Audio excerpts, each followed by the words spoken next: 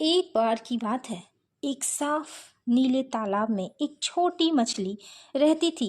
यह मछली बहुत छोटी हो गई थी, यहाँ तक कि अपने अंगूठे से भी छोटी। लेकिन छोटी होने के बावजूद ये छोटी मछली बहुत ज़्यादा खुश रहती थी।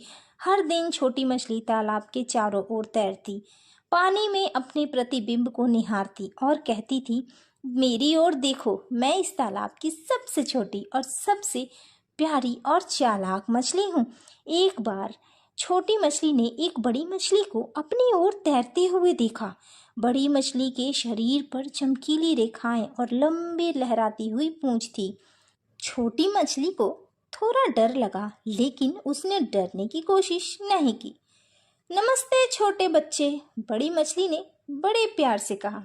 आज तुम कैसी हो? छोटी मछली ने अपनी छोटी सी छाती को बढ़ा चढ़ा कर बताया और कहा, मैं तो बहुत अच्छी हूँ, एकदम फर्स्ट क्लास। तुम्हें क्या पता, मैं इस तालाब की सबसे अच्छी मछली हूँ। बड़ी मछली मुस्कुराई और बोली, वाह, यह तो बढ़िया है, लेकिन क्या आप जानते हैं कि दुनिया में एक बहुत बड़ा तालाब भी है। वहाँ नदियाँ, झीलें, यहाँ तक कि महासागर भी हैं, जिनमें सभी आकार की मछलियाँ रहती हैं।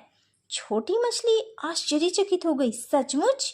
क्या तुम मुझे बाहर के बारे में और बता सकते हो?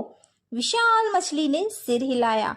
बड़े महासागर में हर रंग और हर आकार की मछलियाँ हैं। कुछ मछलियाँ तो इतनी बड़ी होती हैं कि वे आप जैसी मछलियों के पूरे समूह को एक घूंट में निगल सकती हैं। और वहाँ खूबसूरत मूंगा, चट्टानें और गहरी अंधेरी खाइयाँ हैं। छोटी मछली विस्मय से सुन रही थी।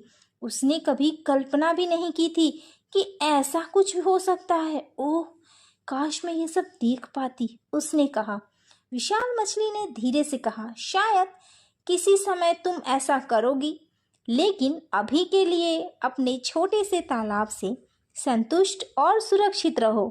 तुम अपने व्यक्तिगत व्यवहार के लिए विशेष हो और यही सबसे बड़ी विशेषता है।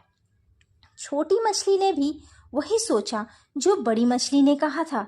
उसे पता चला कि छोटा होना इतना भी भयानक नहीं है। तालाब में उसके दोस्त थे, खाने के लिए भरपूर खाना और एक प्यारा सा घर।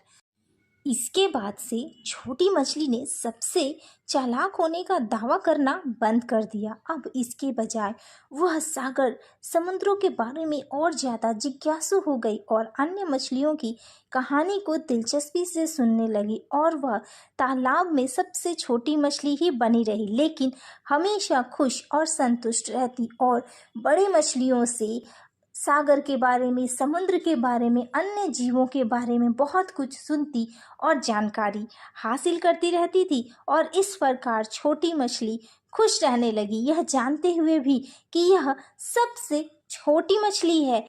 तो इस कहानी से हमें यही सीख मिलती है कि हर कोई अपने आप में विशेष होता है और जो उसके पास है उससे संतुष्ट और खुश रहना ही सबसे महत्वपूर्ण है, ना कि अपनी बार बार प्रशंसा करना।